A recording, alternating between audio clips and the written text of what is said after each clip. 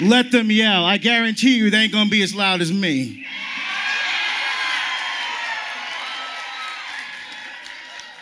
Webster's online dictionary defines hero as an illustrious warrior, one that shows great courage.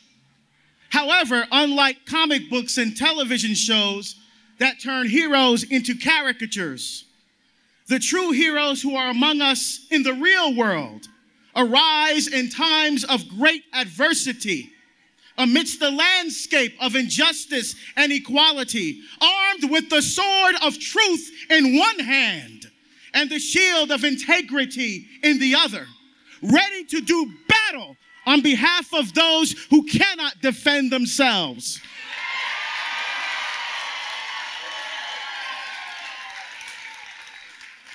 The hero's nemesis is a culture of death and its assault against the black family. Since 1993, legal abortion has killed more black Americans than AIDS, cancer, diabetes, heart disease, and violent crime combined. Every week, more blacks die in American abortion clinics than were killed in the entire Vietnam War. The adversary wants us to embrace their eugenic ideology as status quo. They would like us to ignore the fact that African American women comprise 12% of the population, but have 37% of the abortions. They would like us to ignore the fact that abortion kills as many African American people every 4 days as the Ku Klux Klan killed in 150 years.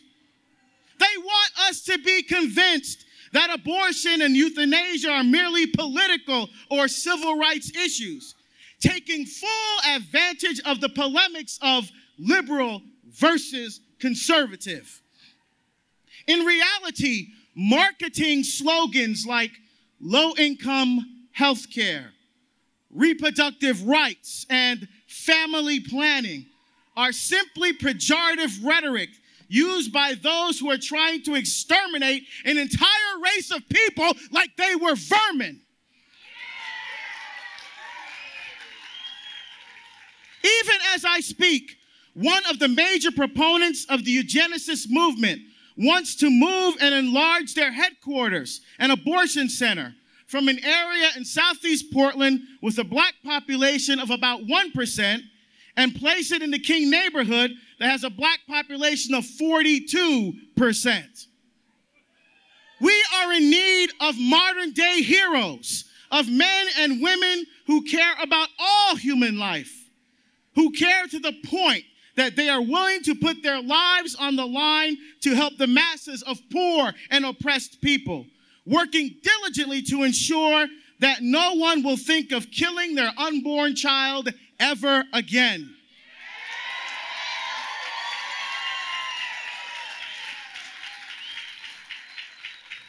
Such a hero is Bill Diss, founder of Precious Children of Portland. Bill has truly been an illustrious warrior who has placed his personal and professional reputation at risk to protect and defend black babies. Bill has been subjected to ridicule and slander because he has had the audacity to speak the truth. And day after day, he pays the price that few others have the character or the courage to pay. When confronted with a racist ideology that states birth control and abortion are turning out to be the great eugenic advances of our time, and that, quote, the best way to hate a nigga is to hate him before he's born, Bill Diss and Precious Children of Portland, like the abolitionists of the past, have been on the front lines working tirelessly to save innocent lives in the black community.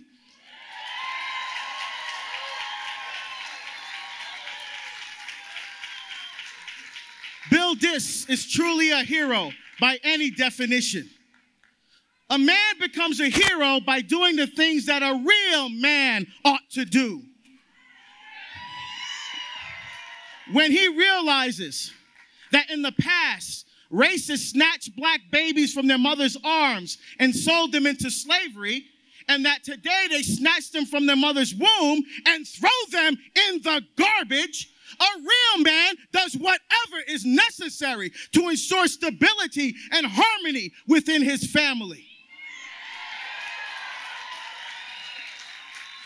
A real man exercises generous and selfless responsibility for the life conceived in the womb of the mother, and not by ending the life of his own child.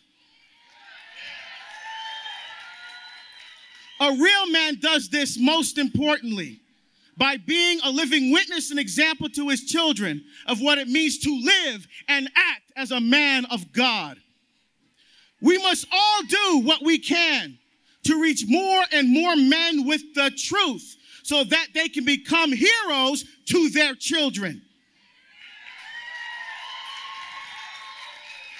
With encouragement and support from the pro-life community, men will move from complacency to heroism so that the most dangerous place for an African-American child is no longer the womb of his own mother.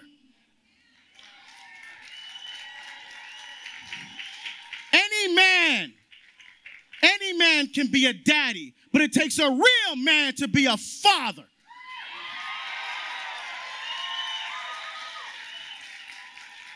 And the sooner we fathers begin to appreciate the great gift we have been given and begin living the mission of service and love to our families with a warrior's heart, when we begin to make a gift of ourselves to our wives and to our women and to our children, the faster we will arrive at a civilization of love and a culture of life rooted in the transforming power of God's endless mercy and love. Amen.